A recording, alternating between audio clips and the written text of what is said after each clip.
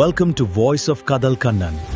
Hi மக்களே, தமிழக திராவிட கட்சி தலைவர்களை இன்னைக்கு நான் மட்டும் இல்லைங்க, தமிழ்நாட்டு மக்கள் எல்லாருமே மரியாதை வச்சிருக்காங்க. அன்னைக்கு காமராஜர் அண்ணாவுக்கு விட்டு கொடுத்த மாதிரி இன்னைக்கு திராவிட கட்சி தலைவர்கள் விஜய்க்கு விட்டு கொடுக்கணும்னு ஆசைப்படுறாங்க. என்ன காரணம் அப்படின்னா, 50 வருட ஆட்சியில் நிறைய வளர்ச்சி திட்டங்கள் இருந்தாலும் இன்னைக்கும் அடிமட்டத்தில் கரப்ஷன்ஸ் இருக்கு, கற்பழிப்பு இருக்கு, போதைப் பொருள் கலாச்சாரம் இருக்கு, அத்தியாவசிய பொருட்களுடைய விலையேற்றம் இருக்கு, மக்கள் அவதிப்படுறாங்க.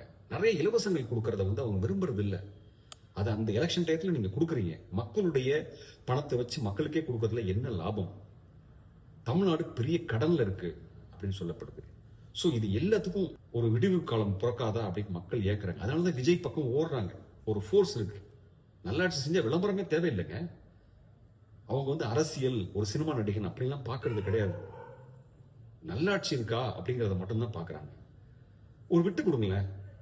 அன்னைக்கு காமராஜர் விட்டு கொடுத்தார்ல, மக்களுடைய மனசுல இன்னைக்கு காமராஜர் இருக்கார்ல, அதே மாதிரி நாளைக்கு இந்த திராவிட கட்சி தலைவர் விட்டு கொடுத்தாங்க அப்படிங்கிற ஒரு பேர் இருக்கும்ல.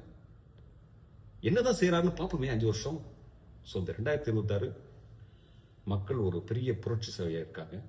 அது என்னன்னு பார்ப்போம். We stand by